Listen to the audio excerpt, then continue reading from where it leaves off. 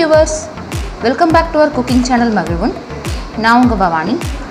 இன்னைக்கு நம்ம சேனல்ல கிறிஸ்பியான கிரன்ச்சியான கோபி டிக்கா ஃப்ரை எப்படி செய்யறது அப்படிங்கறத பார்க்கலாம்.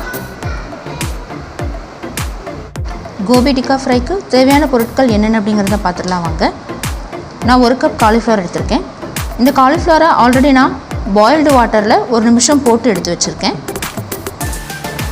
இஞ்சி பூண்டு paste 1 spoon, red chilli powder 1/2 spoon, garam masala powder 1 spoon, chaat masala 1 spoon, கெட்டியான தயிர் 3 டேபிள் ஸ்பூன், தனியா அண்ட் சீரகம் பவுடர் பண்ணி வச்சுருக்கேன் அது ஒரு 1/2 ஸ்பூன், கார்ன்ஃப்ளவர் மாவு சோள மாவு 1/2 table spoon, mixed herbs 1 spoon, மஞ்சப்பொடி 1/2 ஸ்பூன், உப்பு தேவையான அளவு, பொரிச்சு எடுக்கிறதுக்கு தேவையான அளவு எண்ணெய்.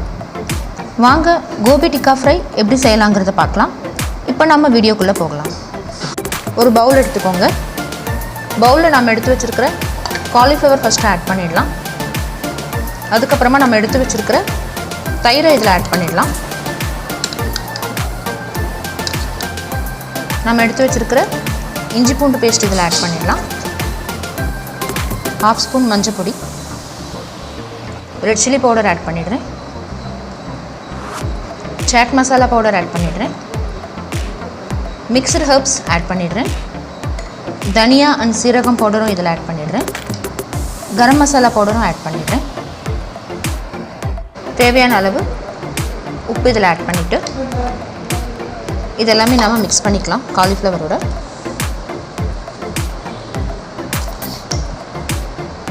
நல்லா கோட் ஆகணும் காலிஃப்ளவரில்.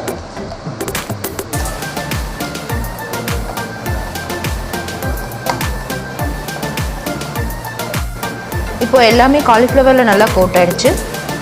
இந்த ஸ்டேஜில் நான் எடுத்து வச்சுருக்கிற கார்ன்ஃப்ளவர் மாவும் இதிலே போட்டு பிசைஞ்சுக்கிறேன்.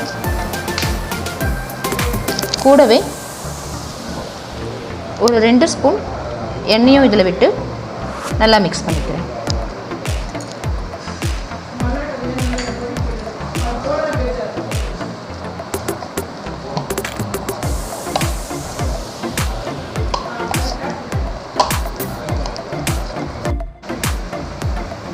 இது எல்லாமே நான் இப்போ மிக்ஸ் பண்ணிட்டேன். எல்லாமே காலிஃப்ளவரை நல்லா கோட் ஆகிடுச்சு. இதை மினிமம் 1 hour ஆச்சும் நம்ம ஃப்ரிட்ஜில் வைக்கணும். அதுக்கப்புறம் எடுத்து நம்ம பொரிச்சிடலாம்.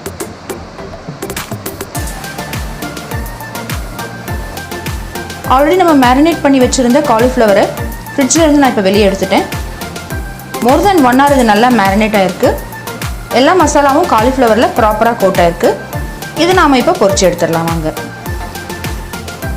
ஒரு பேனில் எண்ணெய் எடுத்திருக்கேன். எண்ணெய் நமக்கு நல்லா காஞ்சிருச்சு. இதில் நாம் மேரினேட் பண்ணி வச்சுருக்கிற காலிஃப்ளவர்ஸை போட்டு பொரிச்சு எடுத்துக்கலாம். ஃபர்ஸ்ட் டைம் காலிஃப்ளவர் போடும்போது ஹையில் வைக்காதீங்க, சிம்மில் வச்சு போடுங்க.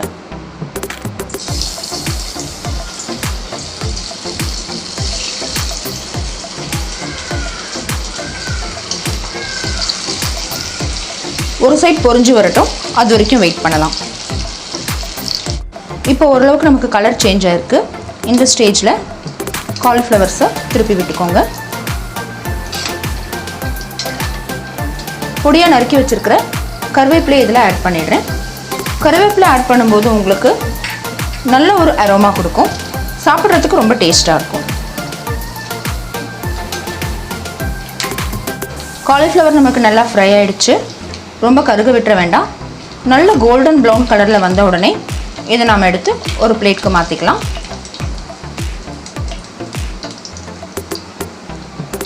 பார்த்திங்கன்னா உங்களுக்கு நல்ல கிறிஸ்பியாக இருக்கும். சாப்பிட்றதுக்கு ரொம்ப டேஸ்டியாக இருக்கும். இதே மாதிரி நம்ம எடுத்து வச்சுருக்கிற எல்லா காலிஃப்ளவரையும் நம்ம பொரிச்சு எடுத்துக்கலாம். ஓகே வியூவர்ஸ், இப்போ நம்மளோட கிறிஸ்பியான கிரன்ச்சியான கோபி டிக்கா ஃப்ரை ரெடி ஆகிடுச்சு.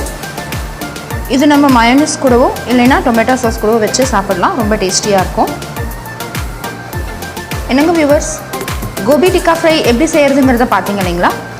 இந்த வீடியோ உங்களுக்கு பிடிச்சிருந்தா லைக் பண்ணுங்கள், ஷேர் பண்ணுங்கள், நீங்களும் செஞ்சு பார்த்துட்டு எப்படி வந்ததுங்கிறத மறக்காமல் எனக்கு கமெண்ட் பண்ணுங்கள். நம்ம சேனலை சப்ஸ்கிரைப் பண்ணுங்கள். பக்கத்துலேயே இருக்கிற பெல் ஐக்கானை கிளிக் பண்ணுங்கள். அப்போ தான் அடுத்தடுத்து நம்ம சேனலில் நான் போடுற வீடியோஸ் உங்களுக்கு நோட்டிஃபிகேஷன் வரும்.